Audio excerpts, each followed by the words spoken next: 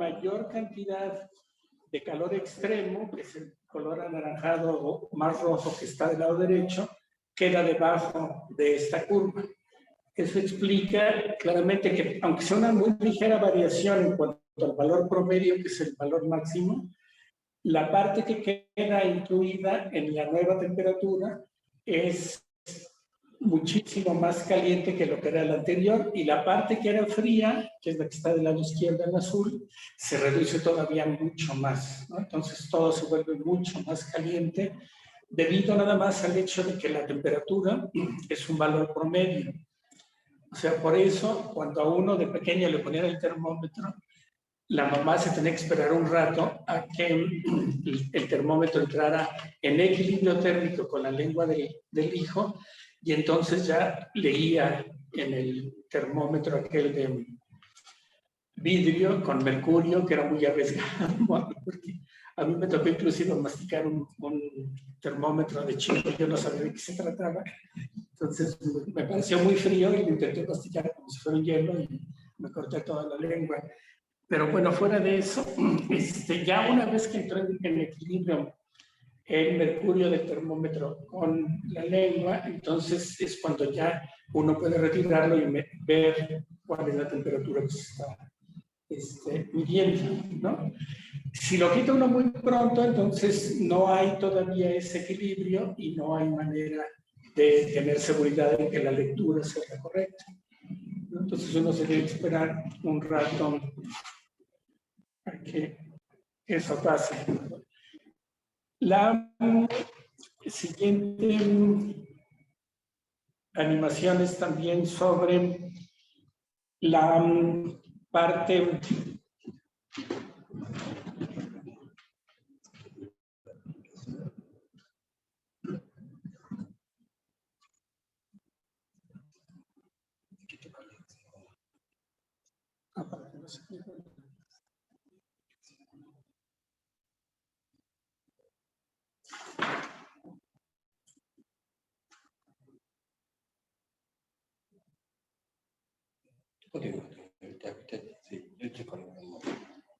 Okay. Bueno, lo que les... Pero es que iba a decir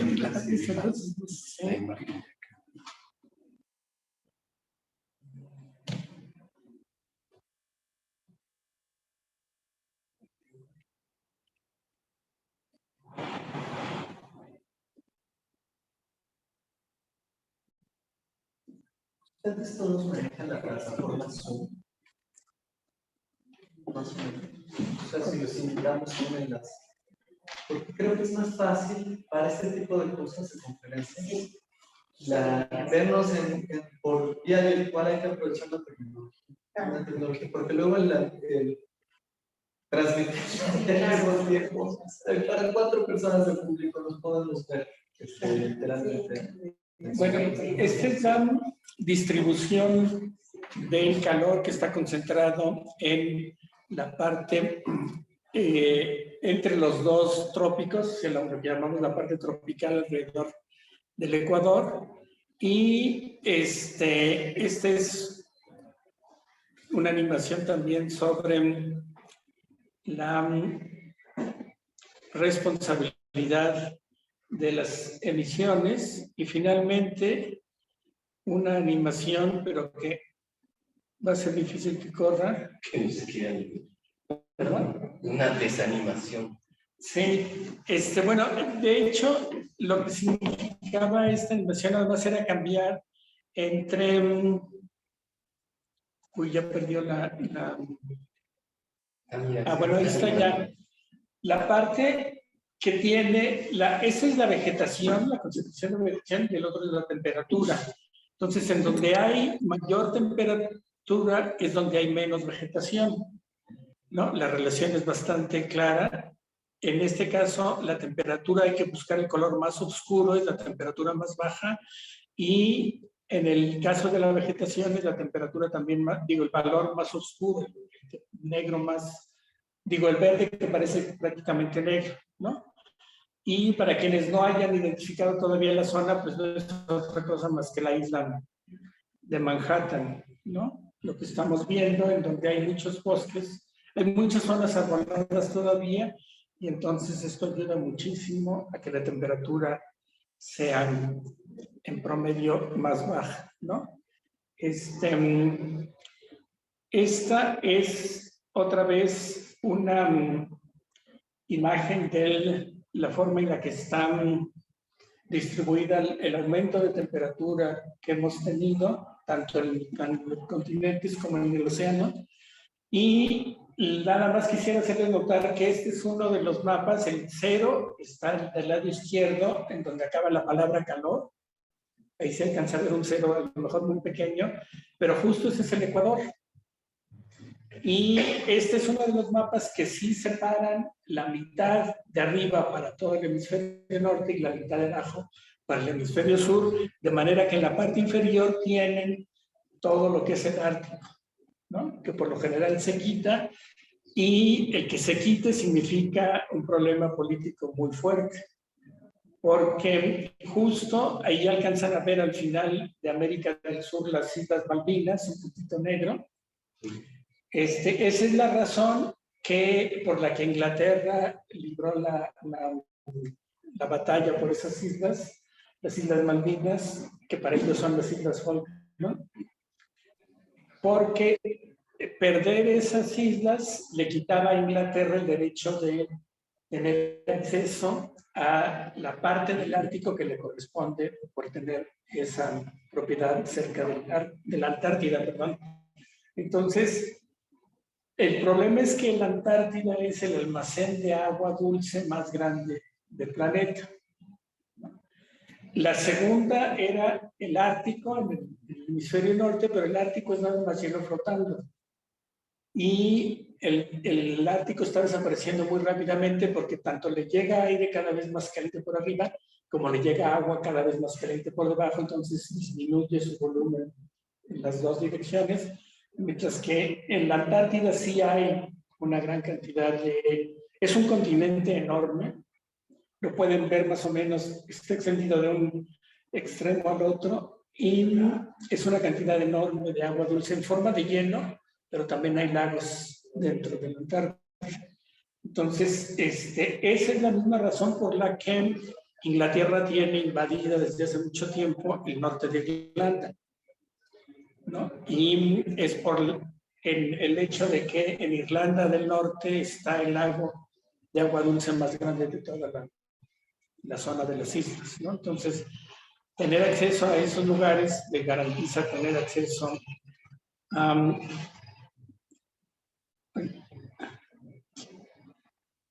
al agua dulce más cercana que tiene Inglaterra a su disposición. Y digo, las notas dicen el Reino Unido, pero en este sentido, en el Reino Unido los ingleses incluyen a Irlanda del Norte y Irlanda del Norte no quiere que le incluyan en el Reino Unido, ¿no? Si son invadidos, son ingleses de segunda clase de la misma forma que los puertorriqueños, por ejemplo, son norteamericanos de segunda clase. Mientras los puedan explotar, los consideran más o menos, pero en cuanto ya la inversión se voltean las cosas, como los impactos que ha habido recientemente con el calentamiento, los huracanes y demás en Puerto Rico, entonces Estados Unidos tranquilamente se olvida de que es parte de su imperio, otra vez entrecomillado, y no los considera, ¿no? Entonces, esta es otra animación, perdón que no estén corriendo las animaciones, porque les quería mostrar también la distribución del calor en todas estas zonas. Y finalmente, una serie de valores de donde ha estado más caliente el planeta en estos últimos días. Este es del 20 de junio, es Irak, y alcanzaron una temperatura durante varios días de 51.6 grados centígrados. La siguiente es del 25 de junio, que es la primera vez que en Japón pasan por arriba de 40 grados centígrados en toda la historia registrada del Japón, y llegaron a 40.2 durante varios días. La que sigue es de 2 lugares, Noruega, que por lo general está muy cerca del cero, está casi 30 grados centígrados, el 28 de junio, y el mismo día, Túnez prácticamente llegaba a 50 grados centígrados, ¿no? La imagen que no pude correr hace ratito les hubiera mostrado justo esa diferencia entre el norte, que todavía, bueno, no quisiera llamar norte, no exclusivamente, pero la parte más hacia arriba, más hacia el polo norte, los continentes en Europa, digo, los países en Europa, respecto de los que están un poco más abajo, que es todo el África. Ahí se alcanza a ver la parte más oscura, es justo Túnez, ¿no? Que es el pedacito que estamos viendo. Esta es, perdón, otra vez.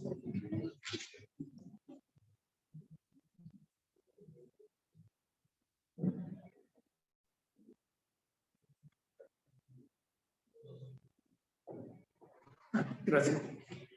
Este es España, y aquí se alcanza a ver un poquito justo del norte de África, ¿no? Que está muchísimo más oscuro que la parte más oscura de España. Está en 43.3 grados centígrados el 12 de julio. Y un buen cacho de Francia, que también está a temperaturas muy elevadas, pedacitos en Italia, Córcega, la isla también, pero si se dan cuenta, toda la parte norte de África está a la misma, o cuando menos a la misma, o a temperaturas mayores. Este es Shanghái, en China, el 13 de julio, y la temperatura es prácticamente de 41 grados centígrados. Este otro es Madrid, que está el 14 de julio a casi 41 grados centígrados. Portugal también a 47 grados centígrados. Portugal, la ventaja que tiene es que como está la península, sale hacia el Atlántico, por lo general siempre hay viento en esa zona, pero también hay montañas, ¿no? Entonces las montañas de repente bloquean ese viento, no se alcanza a enfriar Portugal, y eso es lo que ocurre. Y en el verano sube mucho la temperatura también en Portugal. Este es del 14 de julio. La que sigue es Andorra, que es un país pequeñito entre España y Francia, que está a 38.7 grados centígrados.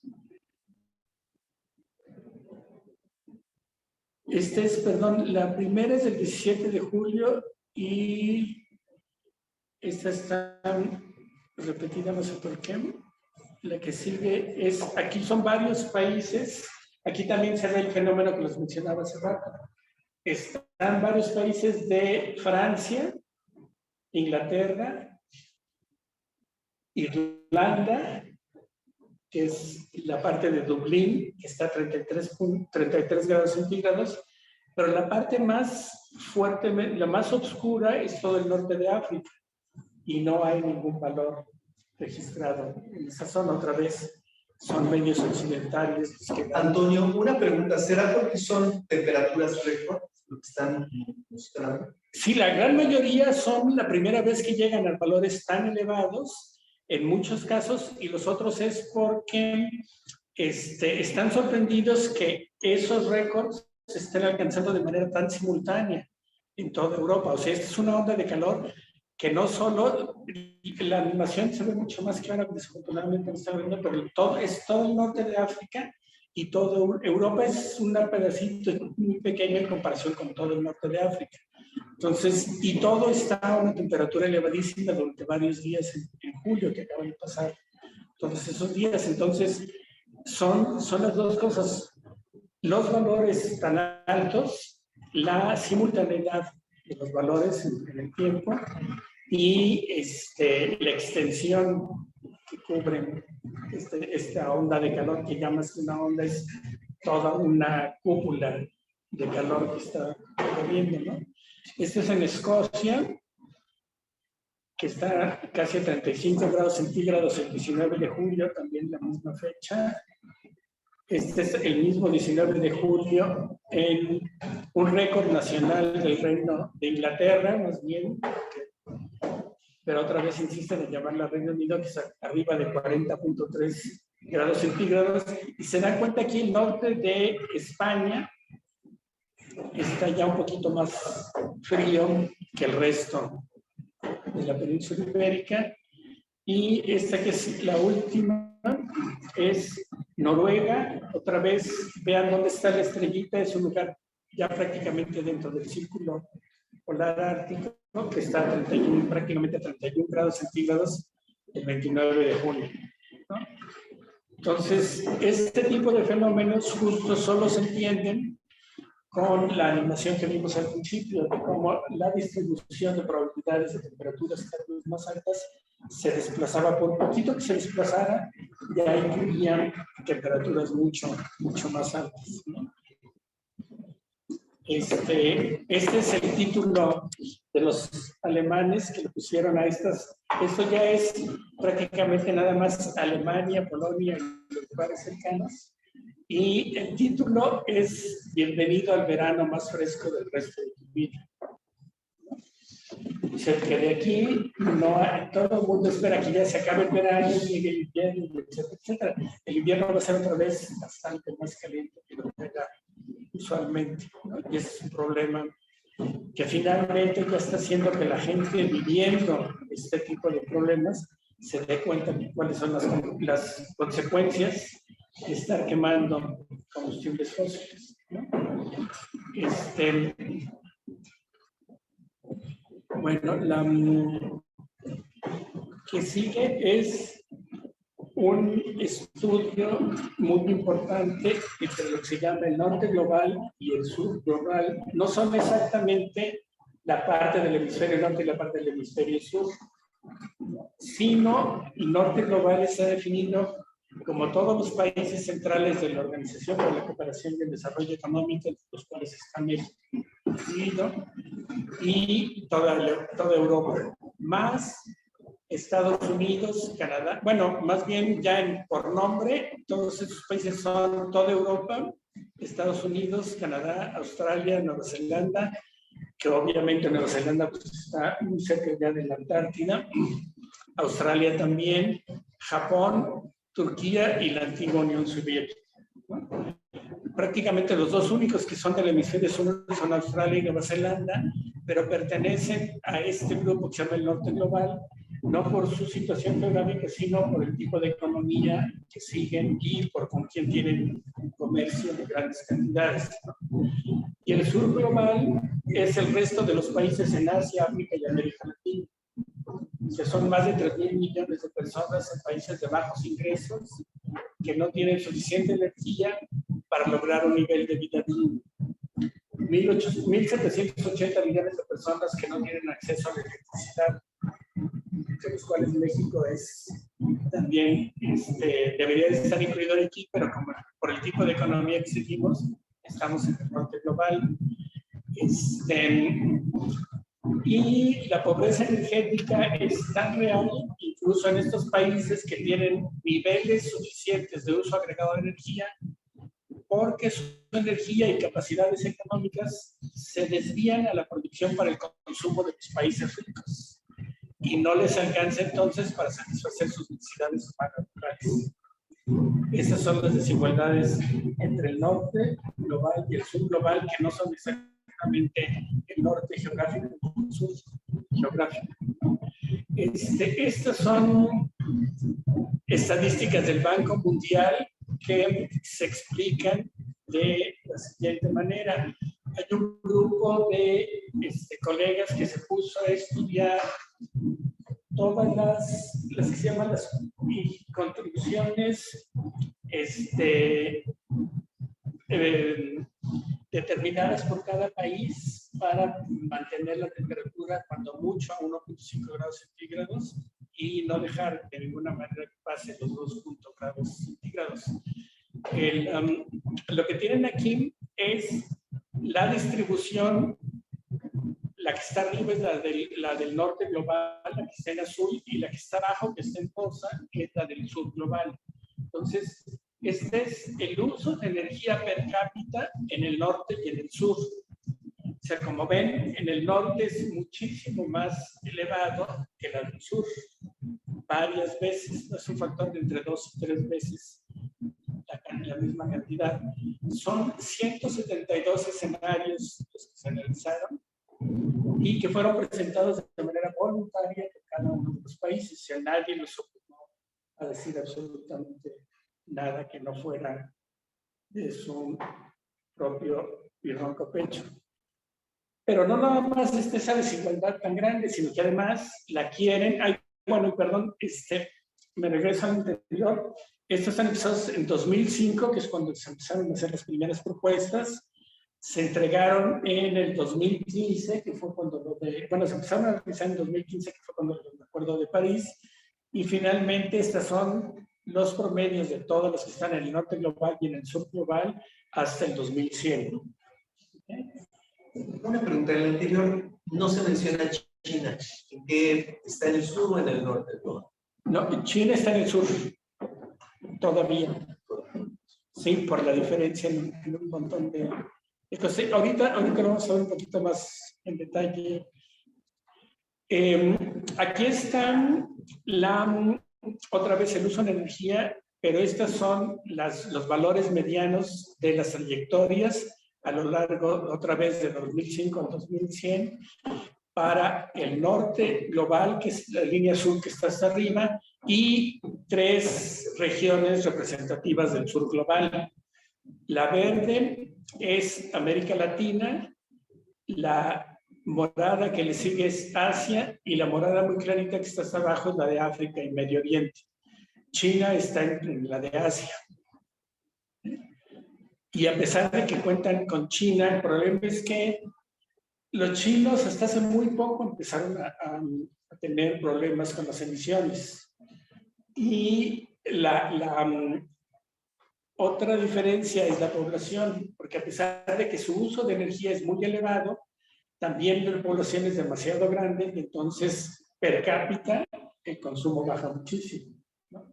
Igual que las emisiones. Si las emisiones ahorita puede que sean más altas, de hecho, bueno, China parece ser que es el principal país emisor en valores absolutos, pero una vez que uno tome en cuenta la población y divide por el número de habitantes, tanto en China como en Estados Unidos, los norteamericanos siguen emitiendo cerca de 6 veces per cápita lo que emiten los chinos. Entonces es una diferencia que hay que tomar muy en cuenta.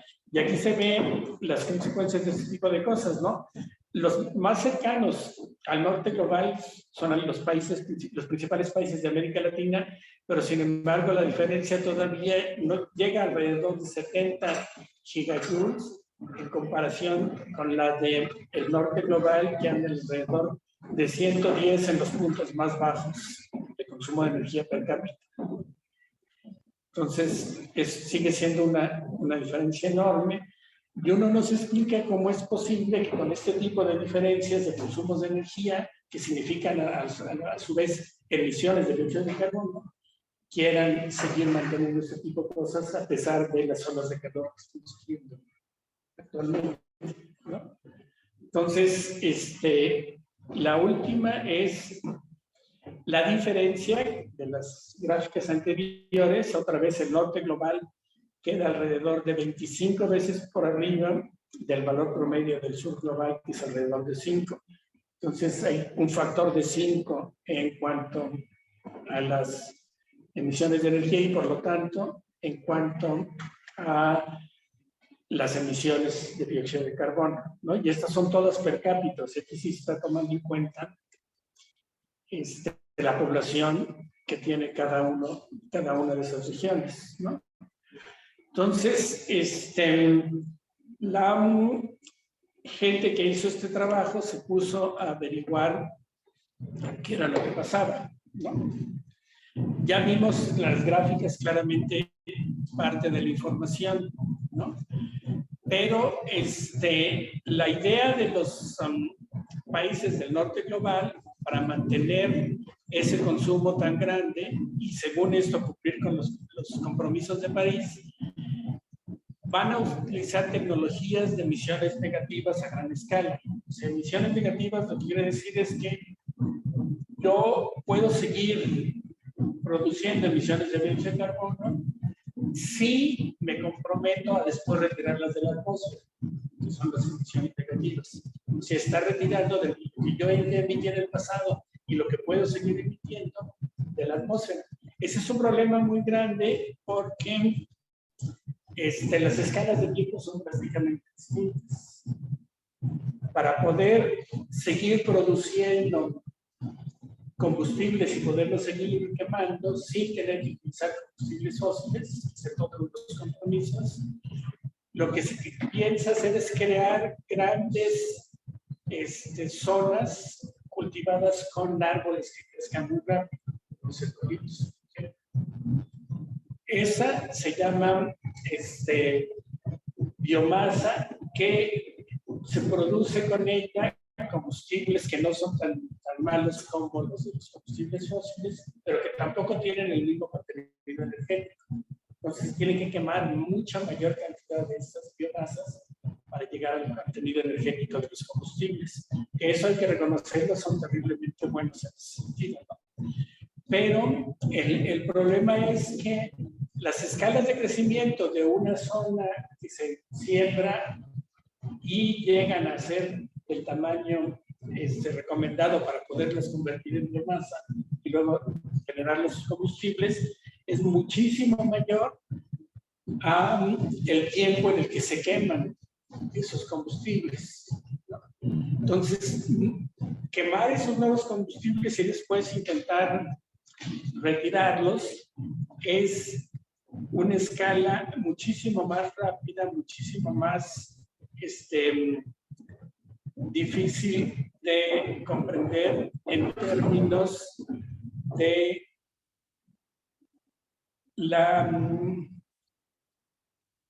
cantidad de zonas que se tendrían que sembrar para poder tener un suministro continuo de biomasa que se pudiera estar quemando de esa forma, ¿no? Que son varias décadas de crecimiento y eso no es posible hacerlo, es una cosa que nunca han tomado en cuenta, por un lado, y por otro, la gran mayoría de esos países que acabamos de ver, que les mencioné, son países en donde ya no hay tierra para hacer ese tipo de cultivos. Entonces, revisando las contribuciones y cómo lo plantean, lo que van a intentar hacer es cancelar esas propuestas en sus terrenos, porque ya no tienen terrenos disponibles para eso, y ponerlas en el sur global, es decir, el sur global va a estar produciendo todo lo que se necesita para mantener esa diferencia con el norte global. O sea, no contentos con haber hecho propuestas que les permitieran seguir quemando una cantidad enorme de energía,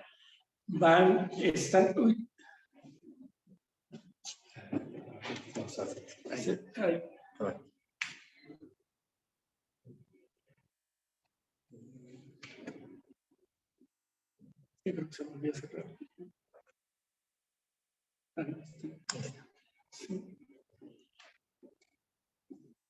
No, o sea, quieren que el sur global le haga al norte global toda la chamba.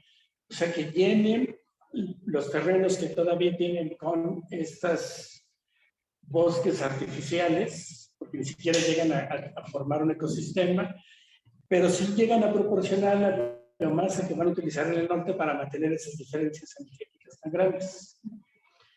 Y obviamente quienes pagan con todos los daños a los sistemas ecológicos, pues son los países del sur, ¿no?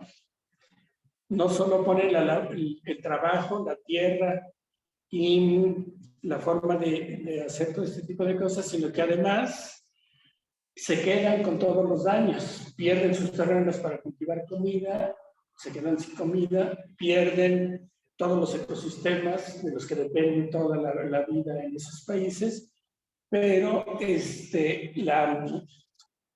el destrozo de todos esos ecosistemas tiene muchísimas otras consecuencias y además los vuelve en culpables de que no se pueda cumplir el compromiso acordado de los 1.5 grados.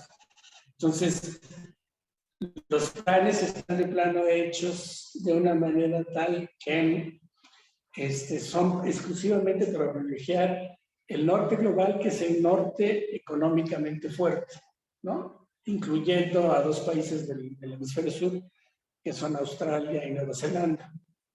Son los únicos que tienen ese tipo de cosas, ¿no? Entonces, ¿cómo se llega a la desigualdad? Y este es otro trabajo que está muy ligado y que es de otro grupo que trabajó, de gente que trabajó muchos años en el IPCC. Entonces, esta es la primera aclaración de qué es lo que van a ver y que se ve en esta gráfica que está aquí, ¿no? Estos son las ganancias en billones de dólares ajustados a precios del 2020 durante 50 años, de 1970 al 2020.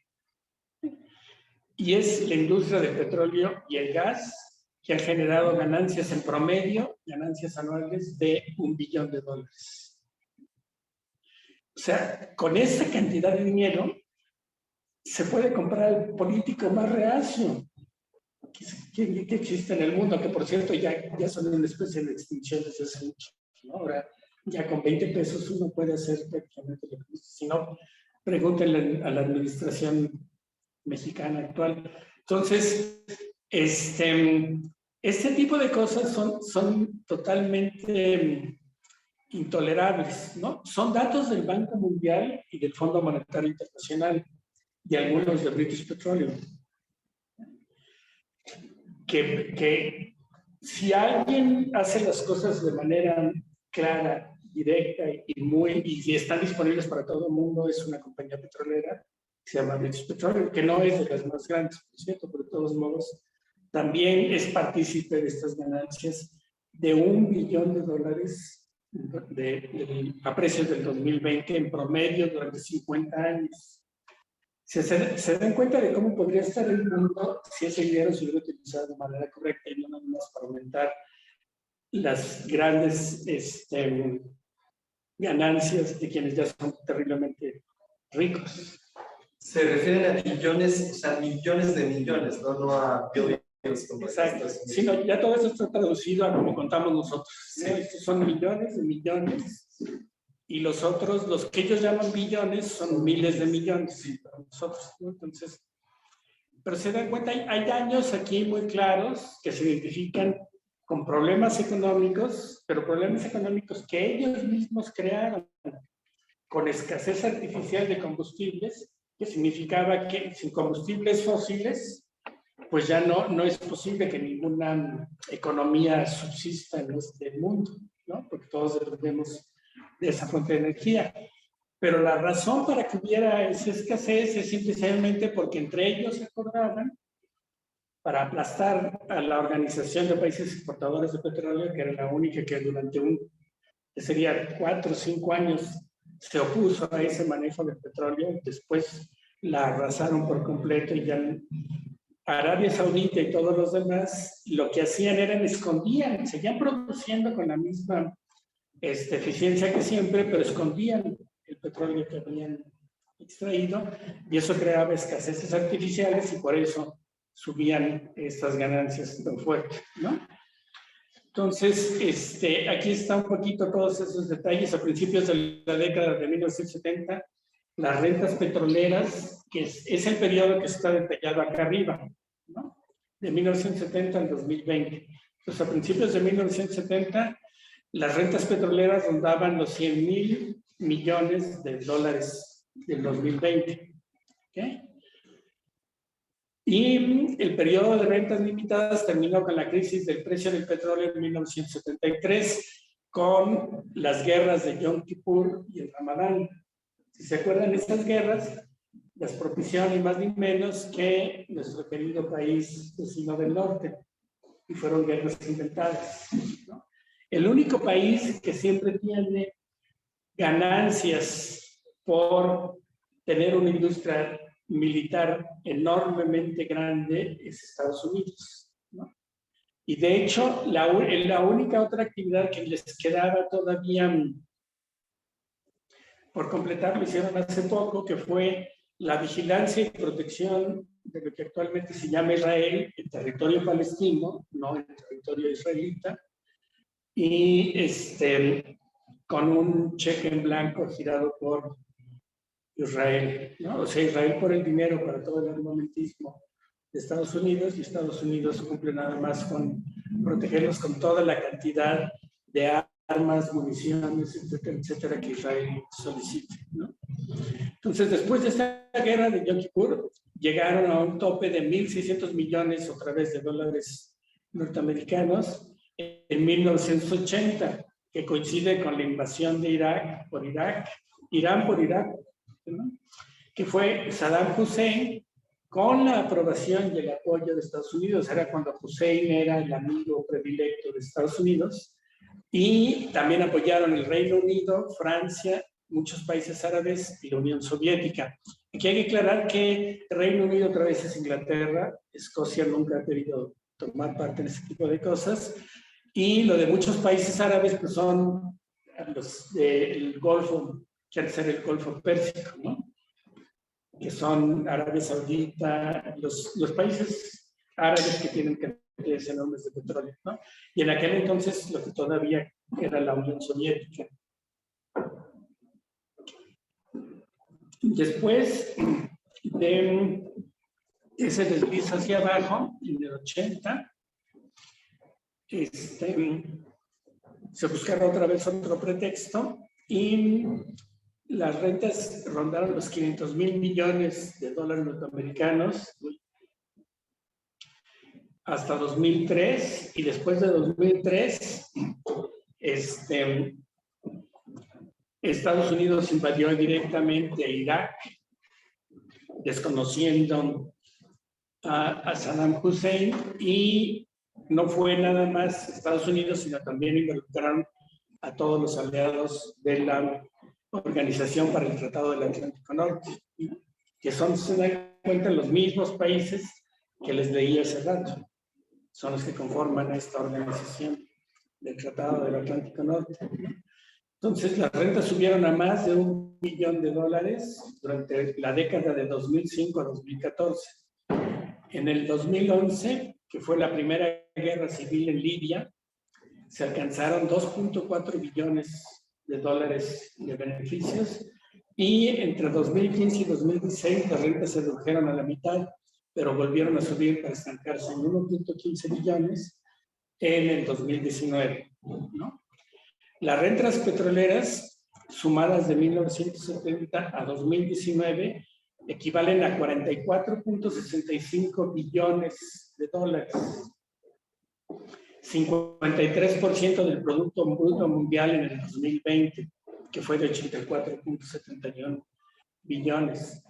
La mayoría de las grandes petroleras también están activas en el negocio del metano, mal llamado gas natural, y los precios están siguiendo los mismos pasos del petróleo crudo.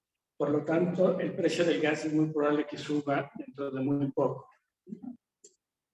Y hay un tercer trabajo, que esto ya es parte del Fondo Monetario Internacional, que habla sobre los subsidios. O sea, porque al parecer, ganando estas cantidades que les acabo de mostrar, derivadas de los datos del Banco Mundial, resulta que todas las petroleras reciben subsidios. La mayoría son subsidios gubernamentales y que son totalmente absurdos, ¿no? No tiene justificación alguna que alguien que gane esta cantidad de dinero y compra. Bueno, eso es justo la justificación, ¿no? Que como los políticos que dirigen cómo se gasta el dinero, pues han sido comprados por las compañías petroleras y por lo tanto las siguen subsidiando a pesar de las ganancias que tienen esas compañías. Es de lo más absurdo, pero bueno, este trabajo del Fondo Monetario Internacional fue publicado en el 2021, ¿no? estos tres investigadores que están aquí abajo, ahí están sus nombres, y decidieron hacerlo público. Existe, todavía está en la red, está disponible por si lo quieren bajar y leer con cuidado. Por cierto, todo esto es información pública, o sea que está al alcance de cualquiera de nosotros. Si alguien tiene problemas en localizarlo, mándenme un mensajito y con todo gusto le envío los originales que yo tengo. Entonces, existen dos clases de subsidios. Los subsidios explícitos, que son en términos del pago de impuestos directamente por la renta, y en los subsidios implícitos, que son todos los daños que causan las industrias petroleras, como el daño a los ecosistemas, el consumo excesivo de agua, etcétera, etcétera. Por eso hay que pagar, pero los gobiernos los subsidian y no les cobran un solo centavo por esas actividades. Entonces, están aquí los dos tipos de subsidios incluidos, y esto debería llevar a que los precios del petróleo incluyeran todos estos daños y dejaran de ser subsidiados, ¿no? Eso llevaría el precio del petróleo a un valor tal que reduciría drásticamente las emisiones de dióxido de carbono. Quedarían entonces, cuando mucho, en un tercio de las emisiones que tenemos actualmente. Recuerden, el compromiso es llegar a 0 emisiones para el 2050, cosa que no estamos haciendo. Entonces, la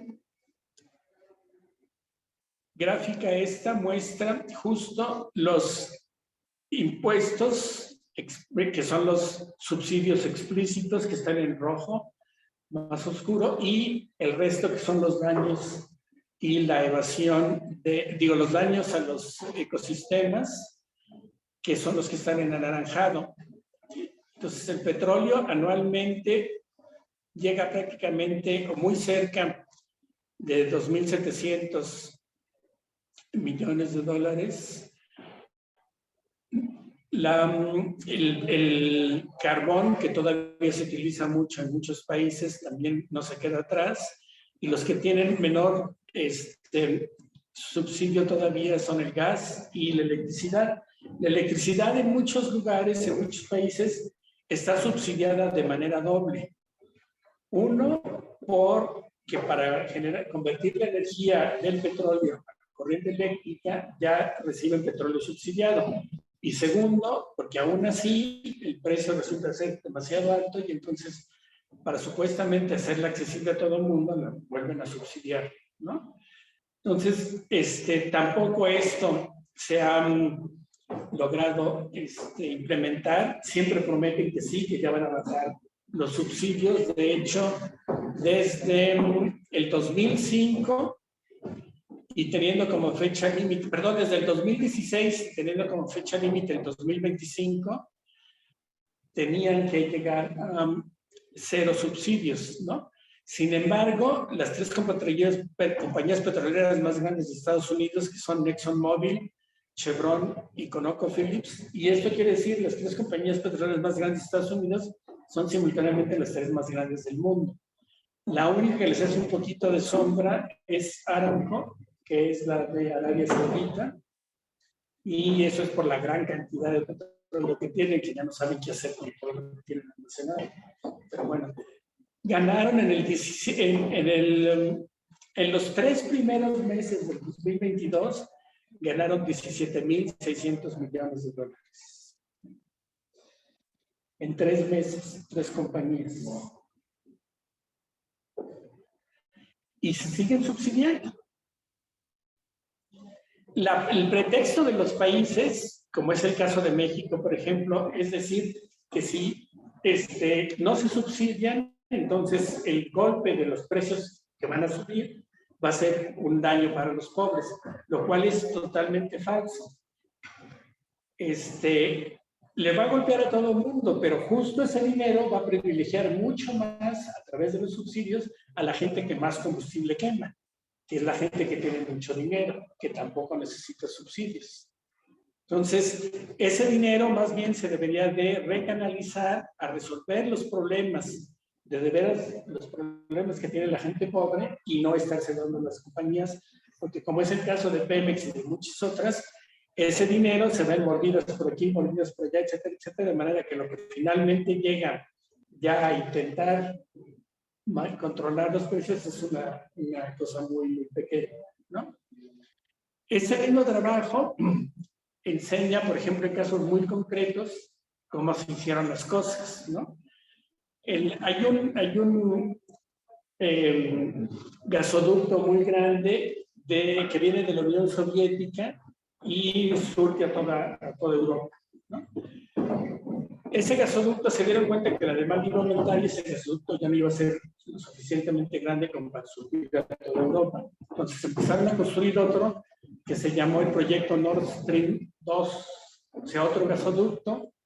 Y el 15 de junio del 2017, esto va más o menos en orden cronológico, el Senado de Estados Unidos votó una legislación para imponer nuevas sanciones a Rusia, afirmando que era su política continuar oponiéndose al proyecto del gasoducto Nord Stream 2 de Gazprom. Gazprom es la compañía rusa estatal que organiza la distribución de gas, argumentando que tendría un impacto potencial en la seguridad energética de la Unión Europea, cuando queda exactamente al revés. Lo que iban a hacer es asegurarse de que esa necesidad de la Unión Europea quedara satisfecha.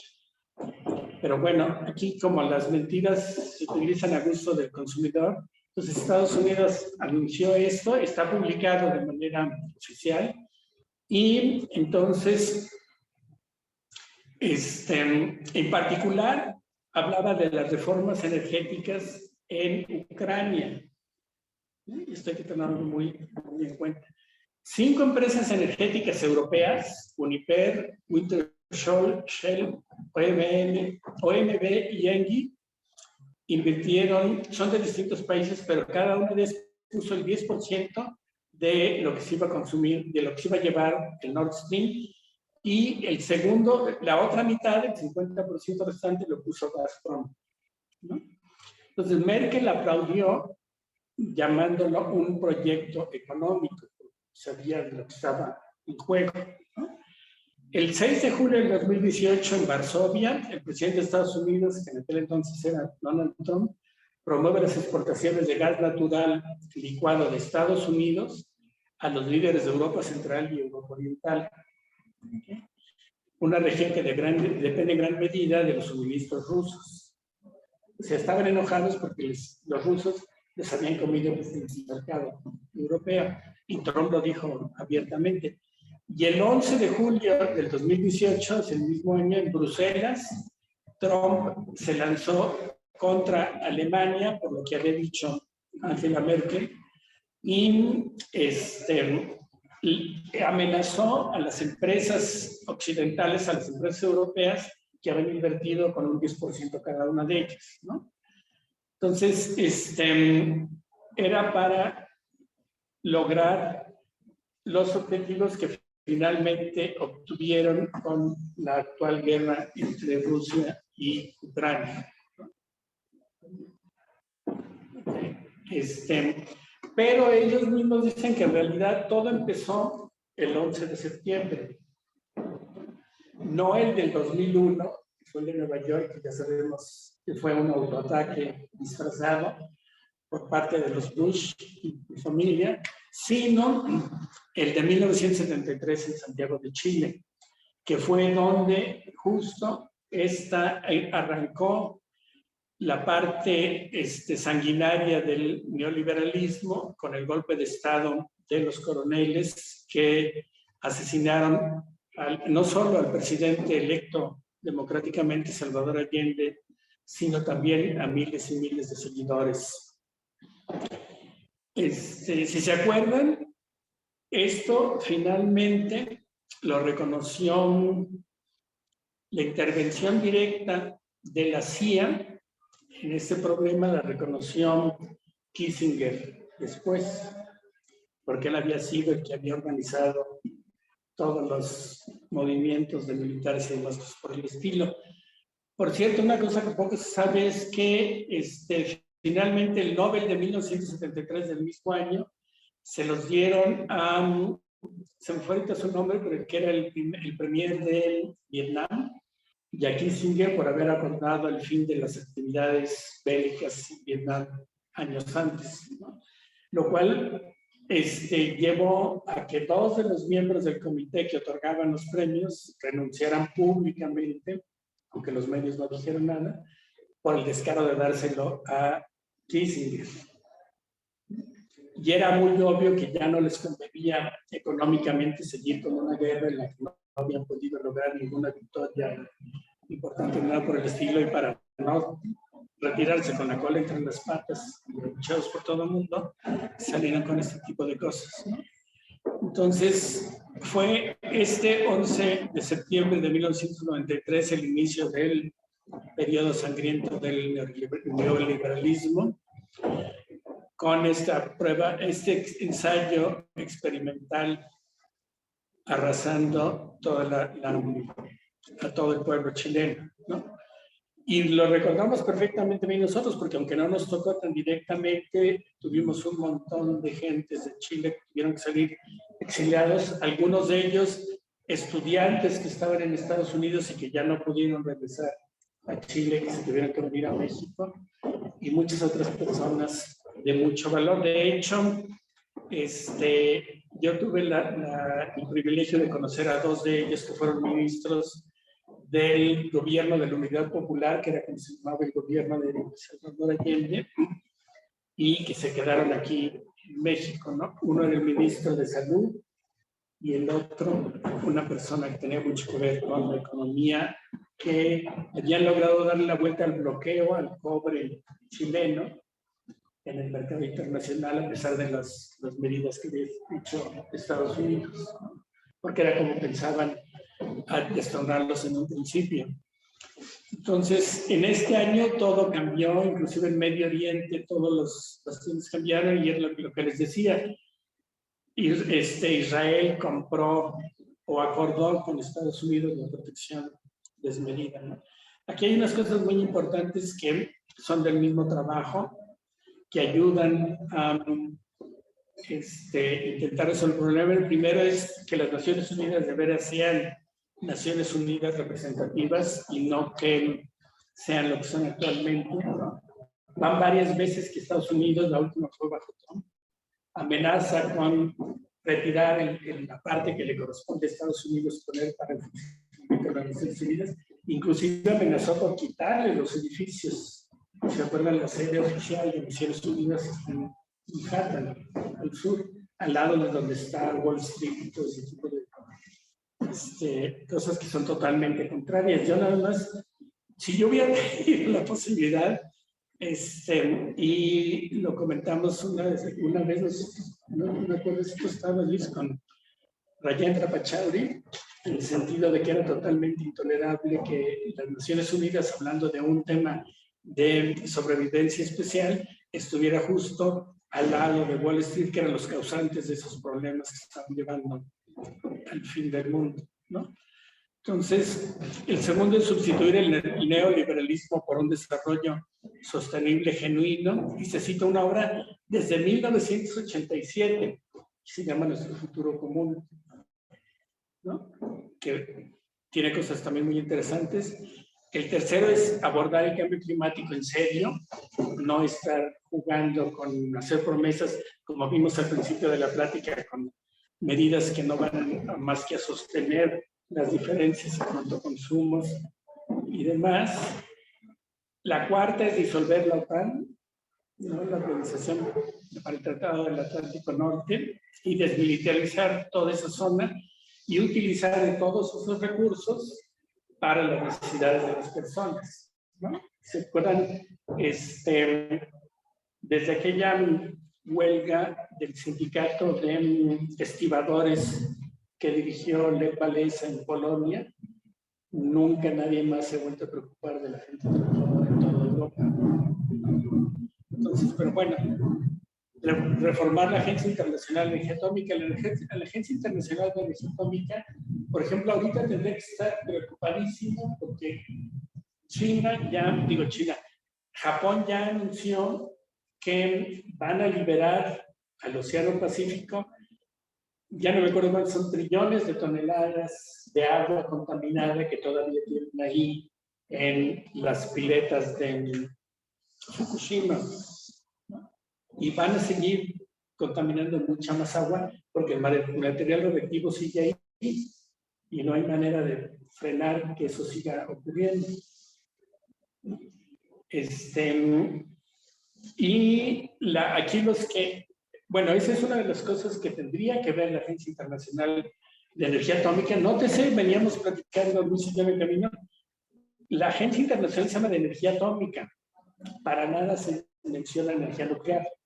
Y en realidad lo que se hace en un reactor es obtener energía nuclear, no energía atómica.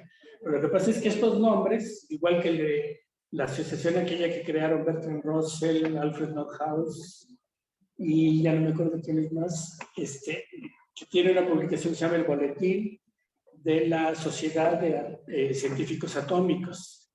En aquel entonces todavía no se sabía exactamente cómo funcionaban ese tipo de cosas, pero la premura por acabar con la Segunda Guerra Mundial y probar la bomba atómica, que todavía se llamaba bomba atómica de Estados Unidos, hizo que se mantuvieran todavía estos nombres y que se frenara la distribución de esos fondos. Lo que necesitaban era un arma para acabar con todo esto, ¿no?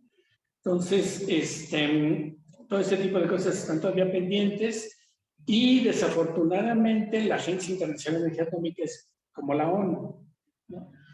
Depende de las decisiones de 3 o 4 gobiernos muy poderosos y no funciona como debería.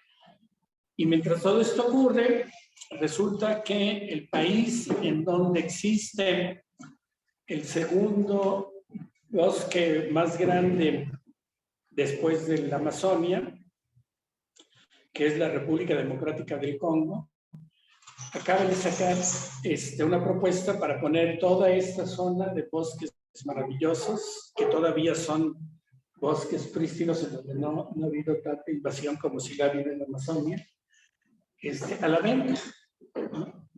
Y lo dicen muy claramente, nuestra prioridad no es salvar al planeta, porque estuvieron todavía en la COP26 hace ya un año prácticamente, y se comprometieron a todo lo que se acordó ahí.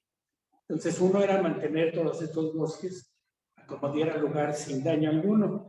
Pues resulta que ya ahora se echan para atrás y obviamente se ve la mano de Estados Unidos detrás de todo esto, porque la justificación que dicen es, y ahorita se los voy a mostrar más adelante, es que es una justificación terriblemente inaceptable, ¿no?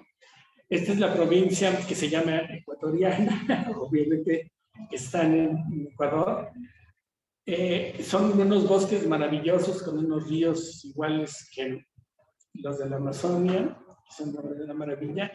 Vive gente en muchas de estas regiones en las costas, que son humedales, algunos de ellos, y las prioridades son disminuir la pobreza y aumentar el crecimiento económico, ¿no? Y creen que con sacar a la venta todo este tipo de cosas que son invaluables, yo no sé cómo demonios piensan ponerles precios a este tipo de cosas, con eso van a resolver el problema, ¿no?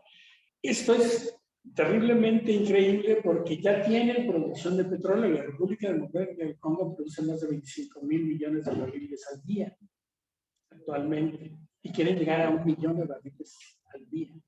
¿Qué van a hacer con todo ese dinero? O sea, es totalmente absurdo, ¿no? Y esperemos que la respuesta de las compañías petroleras por primera vez en su historia sea un poquito más razonable, ¿no?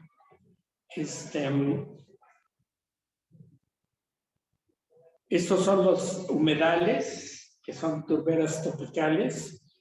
Y aquí está el primer ministro, lo que dijo es pasar de 25,000 barriles a 1 millón de barriles al día, ¿no?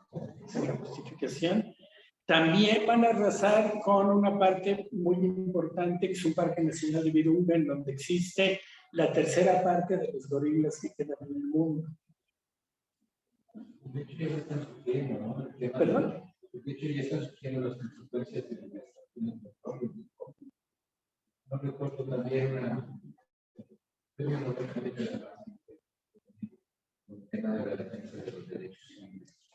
Y esto está así porque es una zona que, por donde pasaron las compañías que se dedican a la explotación maderera, ¿no? Se dan cuenta que hay unas personas, los troncos, el diámetro de los troncos es mayor a la altura de una persona. Se hallan árboles invaluables, viejísimos, ¿no? Todo el carbón que estaba almacenado ahí, ¿a dónde viene a parar? Lanza, ¿no? Pero unas de las zonas más destruidas, y la otra pues es la minería, ¿no? Es un país que tiene mucho cobalto y ahí hay otro mineral que se me olvidó. Coltán. ¿Perdón? El coltán. El coltán, que se utiliza para muchas cosas en electrónica, en muchas otras cosas, y que se tiene que explotar así como lo están haciendo estos cuates, ¿no? Este tipo de minería, yo sabía que el único lugar donde se realizaba era en el norte de México, ¿no? En Chihuahua y en muchos otros lugares, el mineral, los terrenos, digo, el suelo es tan frágil que si se mete una máquina que empieza a perforar en serio, se colapsa todo, ¿no? Como está pasando con el Tren Maya, por ejemplo.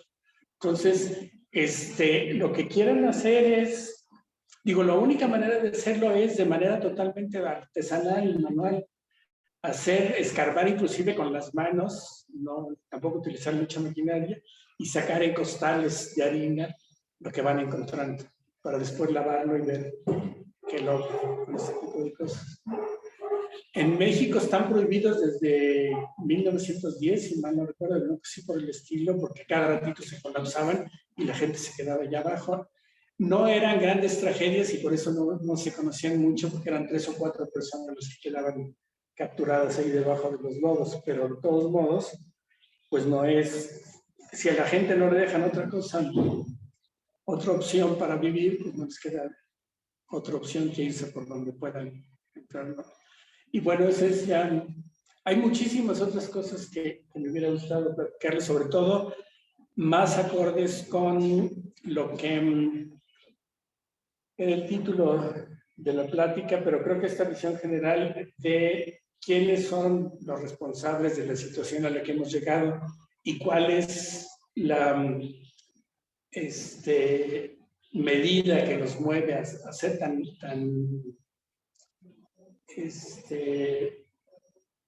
ahí se me fue la palabra.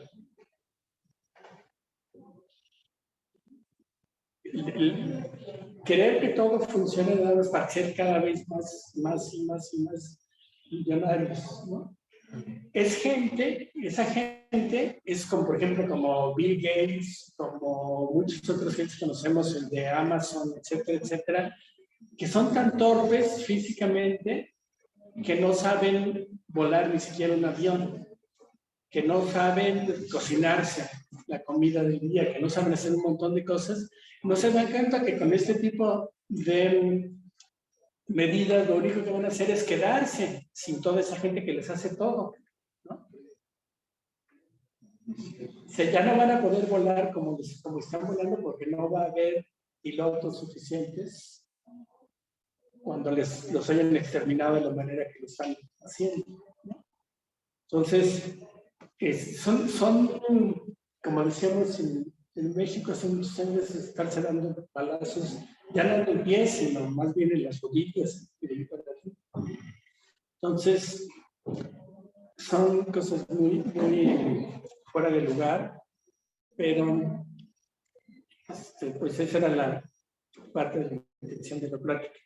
Si tienen alguna pregunta, algún comentario, por favor. Gracias. Pero, ¿qué tanto va a impactarnos la construcción? Mencionaste hace un momento del Tren Maya. ¿Qué tan grave es? Pues ahí el problema es ya un conflicto a nivel de república. O sea, el Poder Judicial, un juez y varios abogados se han convencido de que no es posible meter por allí un tren. Por algo, cuando lo empezaron a construir hace 70 años, cuando todavía a México le convenía construir ferrocarriles para hacer comunicaciones, para transportar mercancía, etcétera, etcétera. Por algo lo pararon, por algo no siguieron con esa construcción. Ahí estaban todavía las vías en algunos tramos, ¿no? Pero ya estos jueces se dieron cuenta, este juez, perdón, es uno solo, y varios abogados se dieron cuenta que no es posible meter por ahí, y menos un tren que va a estar funcionando a las 24 horas, que son los planes que se tienen. Pero ya se aprobó que por seguridad nacional se va a hacer. Sí, exacto. El problema es que justo por lo inconsistente y mal planeado del proyecto, lo está haciendo todo el director de Fonatur. Es una gente que no tiene la menor idea, que no sean las que traen turistas, sobre todo gringos, para que vengan a destrozar el país, ¿no? Ese es su objetivo. Y este director de Fonatur no conoce absolutamente nada del valor que tienen todo ese tipo de cosas que están destruyendo. Ya hay un montón de regiones por donde tumbaron la vegetación, árboles y cosas por el estilo, cortaron también ya cauces de riachuelos y más. Ya separaron a poblaciones completas que antes cruzaban por esas zonas y compartían esos terrenos, ¿no? Todas las especies que uno pueda pensar, salvo las aves, que bueno, eso sí, de todos modos, no es lo mismo no tener que volar distancias mucho mayores para llegar a donde usualmente anidaban, en donde no hay ya vegetación, ¿no? Que lo hacen por tramos y van descansando en los árboles que antes tenían ahí bajo sombra, etcétera, etcétera, y ahora ya no los tienen. Y eso es de los menores daños, porque en cuanto empiecen a meter por ahí entre las 24 horas, el peso va a hacer que todo eso se colapse. Se le han intentado explicar al presidente el daño que eso significa, el acabar con una de las maravillas naturales de todo el mundo que están en territorio mexicano, y no escucha, ¿no? Eso es parte, hay una teoría que ya no es tan teoría, sino que ha recibido bastante apoyo experimental, de un meteorito que cayó allá afuera de lo que es la península. Eso causó un levantamiento, era parte de la península que se hundió, ¿no? Y se hundió justo porque era parte parecida, lo que quedó de la península, que tenía un montón de canales por debajo. El impacto hizo que todo eso se colapsara, se cerraran obviamente los canales, fue una maravilla que quedaran todavía canales subterráneos, ríos subterráneos maravillosos, con los cenotes en la parte de la península que sobrevivió. Y el impacto fue tan grande que la cantidad de polvo que se levantó parece ser que contribuyó en parte a la extinción de los dinosaurios. Entonces, eso es prácticamente lo que estamos haciendo ahora, nada más por meter un tren. Ahí vamos a lograr que todos esos canales que quedan y demás cosas por el estilo, que no tienen sustento para aguantar el peso de un tren, y menos un tren que va a estar libre todo el tiempo, van a colapsarse de manera terrible. Entonces, eso debería ser una de las grandes preocupaciones de la ONU, por ejemplo, y debería llamar la atención seriamente al gobierno mexicano por lo que está haciendo, porque eso, igual que las ruinas que se están encontrando, hay más de 50 y tantos mil lugares en donde han encontrado vestigios arqueológicos. Si eso da idea de la riqueza y de la cantidad de población que había por toda esa zona.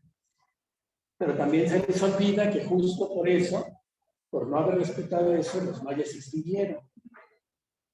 Entonces estamos siguiendo exactamente el mismo caminito. O sea, es de veras de no tener idea de lo que es la historia de esa península y lo que ha ocurrido ahí, por el estilo, o de plano sí tenerla, pero estar buscando lo mismo, nada más pasar a la historia como los grandes asesinos de todo ese tipo de cosas que están ocurriendo. Entonces, además, bueno, el tren usualmente, inicialmente se había dicho que iba a ser eléctrico.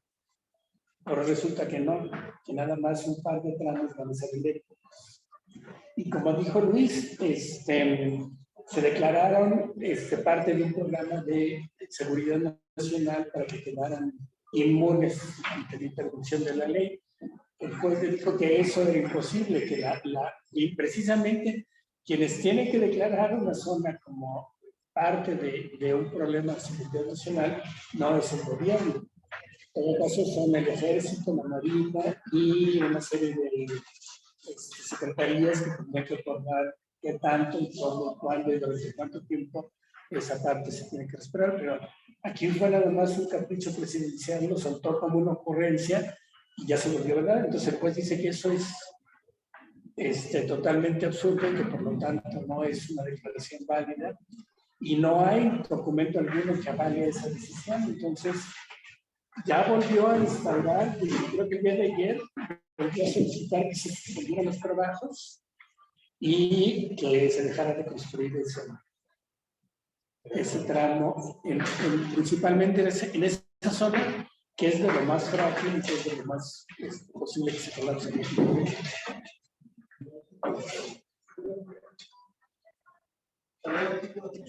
Y es otra vez a lo mejor parte del mismo problema que mencionaba hace rato, de no querer retirar los subsidios a la exploración, extracción, refinación y venta de combustibles fósiles, como el petróleo, por ejemplo. ¿Para qué subsidiarlos a ellos con el pretexto de que con eso ayudan a la gente pobre? Lo cual no es cierto. Y está demostrado a que les beneficia esa actividad es a los que queman después ese petróleo, que son la gente que tiene dinero por lo menos para tener un coche. Y eso en México no es de ninguna forma, ni la mayoría ni tampoco son los pobres en México. Entonces no es cierto que sean mayores pobres, es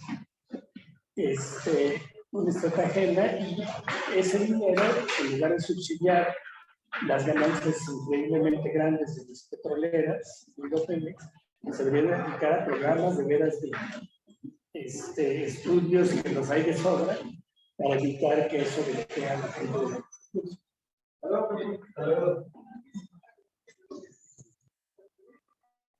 Gracias, estuvo muy interesante. Muchas gracias.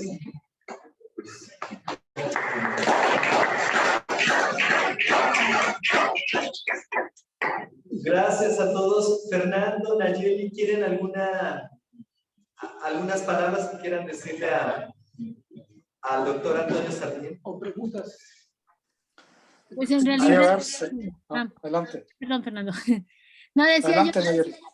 sí, decía yo que en realidad siempre las pláticas de Toño son bastante enriquecedoras, pero también creo yo que siempre nos dejan con esa cuestión de que, híjole, no podemos ser lo optimistas que a veces quisiéramos ser, ¿no?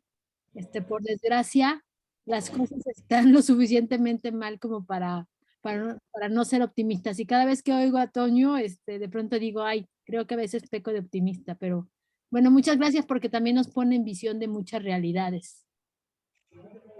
No, gracias a ti, Nayeli, te aprecio mucho los comentarios y la verdad es que pues ya va siendo hora de que no solo conservemos en la memoria los nombres de todas estas gentes que están acabando con el país, sino que también empecemos a hacer algo, organizarnos, ¿no? Para evitar que esto siga ocurriendo y que el dinero de los mexicanos que pagamos impuestos se utilice para subvencionar las actividades de Pemex, que ya sabemos es de los principales ejemplos de corrupción nacional y en los cuales el negocio, el beneficio de los impuestos es solo para unos cuantos. Gracias. Fernando. Sí, Toño, yo un asunto que siempre me ha preocupado es el quehacer de las universidades en este caso y en el caso de México en la toma de decisiones. Creo que más que estarnos contando la historia entre nosotros, algo que yo creo que sería sustantivo es que, por ejemplo, la UNAM, dado el tamaño y su impacto a nivel nacional, pues dejara de nadar de a muertitos. Yo veo como que estamos en muchos sentidos, pues viendo pasar las cosas, como este caso de lo de Pemex y el Tren Maya y la mamá del muerto, y las instituciones educativas, en lugar de responder con seriedad hacia las tonterías del gobierno, como que veo que está dormida, no sé cuál usar la palabra, pero no proponen nada de cambio de fondo. Es decir, yo para mí, donde podía incidir, por ejemplo, la UNAM es no a enfrentarse con el presidente, pero sí a proponer iniciativas legislativas para cambiar esta dinámica. Y en este sentido, el papel de las propias instituciones académicas en la toma de decisiones estratégicas de este país, como es el petróleo, como es la energía, como es el asunto ambiental. Yo no veo, o sea, a mí me da tristeza este sentido, es decir, tienes el mayor conocimiento, las mejores gentes, las mejor preparadas de este país en las instituciones académicas, y pues se la pasan, pues o no la pasamos aquí, debatiendo internamente y no buscando incidir en la legislación, en las políticas públicas con miras estratégicas. Es decir, creo que debíamos ser más autocríticos en este sentido y decir, bueno, pues si todo esto que estamos diciendo consideramos, bueno, que tiene un sustento, pero ¿qué podemos hacer, no nosotros en lo individual, sino en las instituciones en las que estamos, para que esto cambie? ¿Qué opinas al respecto, Toño? No, bueno, gracias Fer por el comentario y estoy totalmente de acuerdo con lo que dices. Desafortunadamente, quien actualmente toma las decisiones por todas las actividades de la UNAM, pues no es la persona muy indicada, que digamos, para intentar hacer algo de manera independiente, como debería de hacerlo, siendo que es una universidad que es no solo nacional, sino que también es autónoma. Y me refiero en este caso, por ejemplo, a los ejemplos que ha dado el rector respecto de la pandemia, ¿no? Que han sido todo menos, digamos, ya no digamos certeros, sino ni siquiera adecuados. Hace poco llamó a la reanudación de las actividades presenciales en toda la UNAM y resulta que ahora no sabe qué hacer porque con los contagios que rebrotaron, sin haberlos tomado en cuenta, pues hay mucha gente que no va a poder volver de manera presencial a las actividades. Y lo peor de todo es que hay que recordarlo, es médico de profesión. Entonces, ¿cómo un médico no toma en cuenta ese tipo de cosas en su terreno y toma decisiones tan poco adecuadas a problemas que afortunadamente no le competen a él, sino que en todo caso debería de ser el secretario de salud quien dijera cuándo se levantan este tipo de restricciones para circular de manera tan libre como lo está haciendo o como lo está solicitando el rector de la UNAM. Entonces, y bueno, no es el único ejemplo. Tengo muchos otros, como por ejemplo el uso de celdas fotovoltaicas para evitar utilizar energía eléctrica convertida mediante la quema de combustibles fósiles, como la de la Comisión Federal de Electricidad, que en este país todavía se quema mucho combustóleo y carbón, inclusive en el norte y cosas por el estilo, que se puede evitar con poner celdas fotovoltaicas en el techo de nuestras casas, ¿no? 5 años después de que yo puse los primeros que hubo en el centro de la República, la gente del Instituto de Energías Renovables de la UNAM, que trabaja precisamente en este tipo de cosas, se convenció de que era posible y fue y los instaló en sus casas. Pero es verdaderamente patético que haya necesitado que alguien que no trabajaba en el campo y que lo hizo un poco de manera experimental, les haya puesto el ejemplo y hayan tenido que esperar 5 años a ver qué pasaba, si las celdas aguantaban o no aguantaban, si un rayo les iba a quemar o no, etcétera, etcétera. O sea, y son gentes que precisamente le deben su comida diaria a su actividad en la UNAM que es precisamente en esos campos. Entonces, y por el estilo, yo creo que más bien tenemos que trabajar un poco más de cerca con la gente, las personas que estamos interesados en que esto cambie, y hacerlo, pues como está ocurriendo, por ejemplo, en Huesca, en otros lugares, en la gente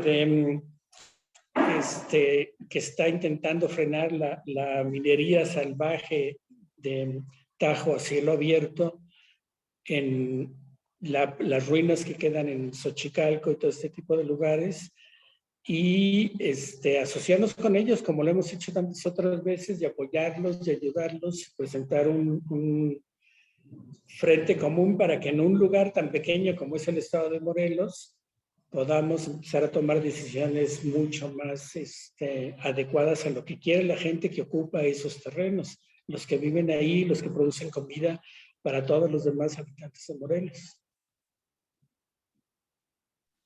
De acuerdo, Toño. Yo creo que ahorita es una oportunidad en esto que dije hace un momento. En el caso del estado de Morelos, me parece importante que incidamos en la parte legislativa. Yo creo que ahorita se logró un cambio de fondo, es decir, el gobernador envió una iniciativa de nueva ley de equilibrio ecológico que pues era prácticamente una calca de la anterior. Casi el único cambio de fondo que hacía era quitar la batuta a la sociedad civil del Consejo Consultivo Estatal de Desarrollo Sustentable, poniendo de presidente al secretario de Desarrollo Sustentable y de secretario técnico al director de Educación Ambiental. A raíz de esto, creo que nos movilizamos varias gentes y logramos que mucho de lo que propusimos en el Consejo Consultivo de reformas a la ley se incluyera, hasta más de lo que habíamos propuesto, y ya se aprobó por el Congreso. Esto ojalá que quede así, se publique ya por el Ejecutivo, y pues va a ser un golazo si no le meten alguna zancadilla. Creo que ya está aprobada por el Pleno del Congreso, ya es difícil, pero bueno, nada seguro hasta que no esté publicada en el periódico oficial. En este sentido está la ley de cambio climático pendiente, estatal. Yo creo que es momento, bueno, quedamos en esas mesas de medio ambiente con la diputada Gordillo, de continuar con estos aspectos legislativos. Entonces me parece que hay que meterle montón ahora sí en serio, la propia UNAM, la UAM, todas las organizaciones de la sociedad civil, no solo algunas personas, sino ya como instituciones, a pedir que se publique ya. O sea, ya se pasó, no sé, 3 legislaturas, creo yo, con esta. Es decir, que se publique ya esta ley de cambio climático estatal, y hacerle las reformas que quedaron, varias otras quedaron en el tintero de la estatal de equilibrio ecológico. Y yo digo, continuar trabajando en este sentido. Es decir, meter de nuevo lo que hicimos, que trabajamos, que fue lo del INPEA, como una iniciativa también de ley. O sea, no sé si la logremos, pero el que no habla Dios no lo oye. Yo creo que necesitamos hacernos oír, y ahorita hay una oportunidad en ese sentido, y lo digo con lo que resultó de la aprobación por el Congreso. Entonces, hacerlo pues ahorita en chiquito, pero también, repito, logramos cambios no tan grandes con Beatriz Padilla para la Ley General de Equilibrio Ecológico, de que ya los comités de ordenamiento ecológico son obligatorios para los 3 niveles de gobierno, que en los ordenamientos ecológicos tiene que ponerse un límite a los desarrollos urbanos, que lo del ordenamiento ecológico por cuencas y microcuencas hidrológicas. Esto ya está en la Ley General de Equilibrio Ecológico, aprobado. Entonces yo creo que sí se puede, o sea, lo que quiero decir es sí se puede.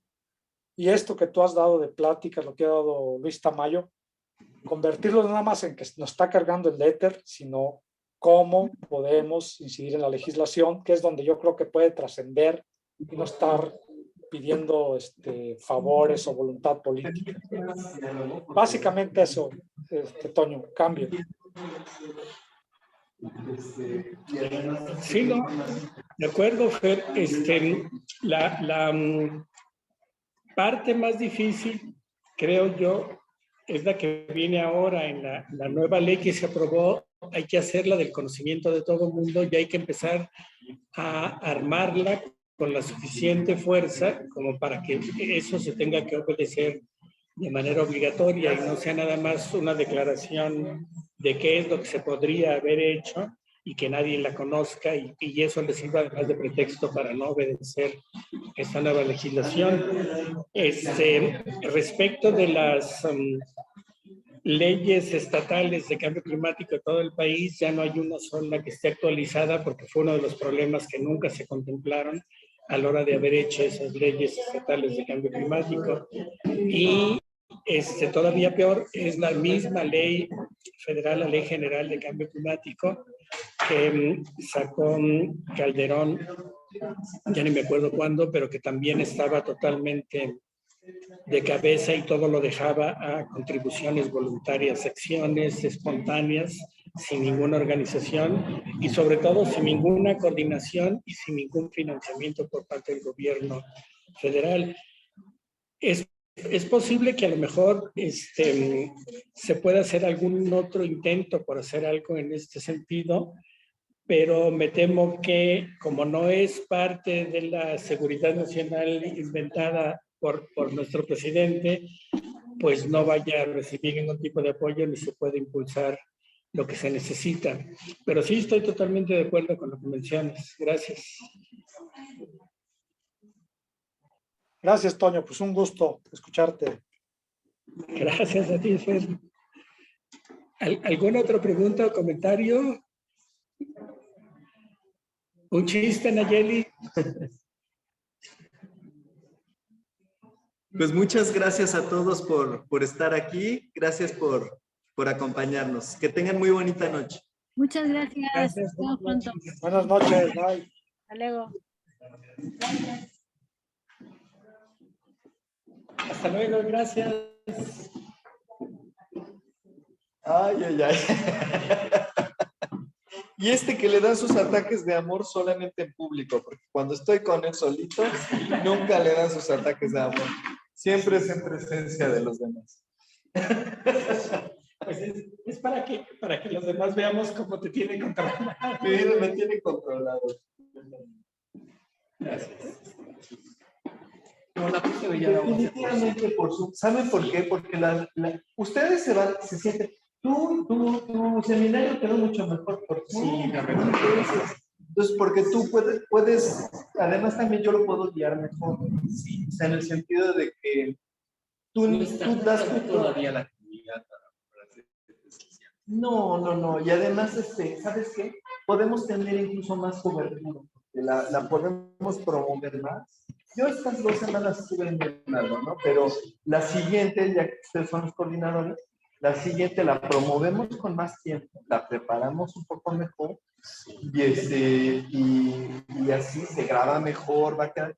Ahorita que la verdad es que no quedó bien, ¿eh? Pues ya la verán, pero no quedó muy bien y en cambio cuando se hace completamente por Zoom, hasta se puede favorecer. Yo generalmente con los seminarios, manejo por Zoom, Sí, ¿no? termina la conferencia y viene el debate, ¿no? La tertulia. Tienen 3 minutos para comentar, ¿no? Además, 4. Vayan a las ideas concretas, un moderador y Antonio o el que sea el expositor exponiendo, respondiendo, pero más conciso. Si les parece bien, como coordinador. Sí, no, totalmente de acuerdo. Digo, yo no esperaba que no reconociera, no se reconociera en la computadora y el proyector, no sé por qué. Sí, pero además, o sea, no es más problema decidir preparar algo para cuando ¿qué puede estar en Sí. Muchas gracias. Gracias, Erika. Gracias, Erika. Estuvo increíble. Muchas gracias.